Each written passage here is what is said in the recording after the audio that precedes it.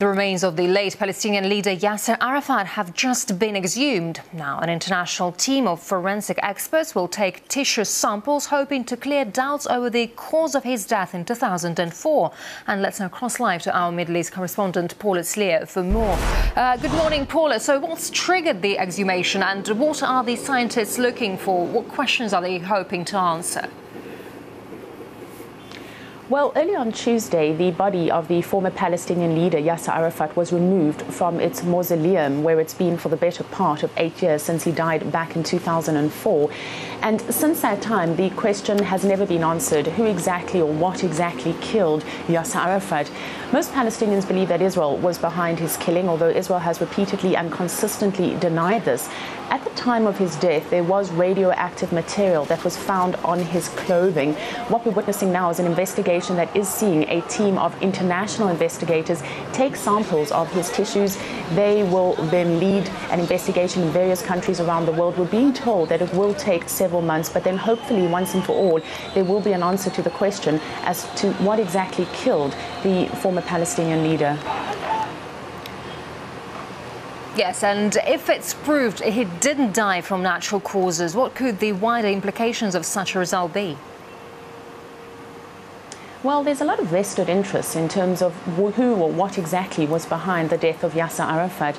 I'll remind you that back in July, Al-Jazeera ran a documentary that was titled "What Killed Yasser Arafat?" Now, Al-Jazeera is, of course, backed by the Qatari government, and what we've witnessed for some time is that Qatar would like to see the Palestinian Authority lose its grip, lose its power over the Palestinian people. They're desperate to see some kind of change within the Palestinian leadership. For some time, the Qataris have also wanted to see the Palestinian president, Mahmoud Abbas, step down and to see more radical elements come to power, not only in Gaza, but also in the West Bank. And of course, most notably here, we're talking about Hamas. They want to see their goals met. And when I say their goals, I'm talking about Qatar. They want to see regime change in Syria. They have been pushing for this for quite some time. Now, for years also, Al Jazeera has been publishing various stories about Israeli assassinations and targeted killings. This is always at the forefront of their news telling. They are almost obsessed with the fact that Israel assassinated Arafat. We've witnessed this amongst numerous reports that they have in fact issued.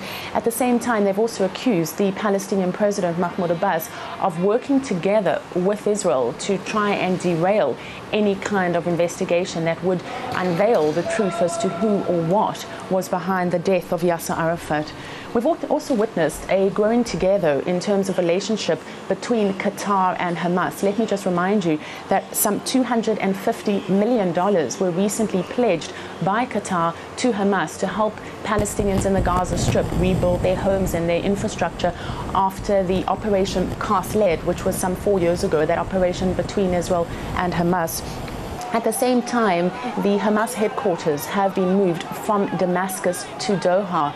So certainly within the context of all of that, we do see a vested interest on the side of the Qataris in terms of this whole Arafat story. This is important, the timing of this exhumation, because it comes during the week that the Palestinian president, Mahmoud Abbas, will be renewing his bid for statehood. He will be going to the United Nations later this week and asking for Palestinian recognition. Now, if in fact he wins that will be a bee in his bonnet. But if he loses it, he could see himself losing masses of amounts of Palestinian support. Now, what we also know is that Israel stands to lose from all of this. Of course, Israel has been alarmed by the closer relationship between Hamas as well as Saudi Arabia, the closer relationship between Qatar and the Palestinian president, Mohammed Morsi.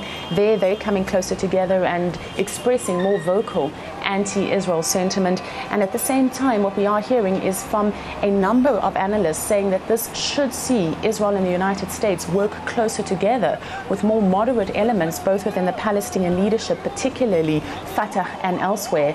So there's a lot happening behind the scenes. We're not just talking about the exhumation of Yasser Arafat's body, but we're talking about much longer, deeper ramifications.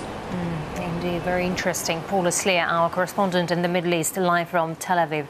Thank you very much.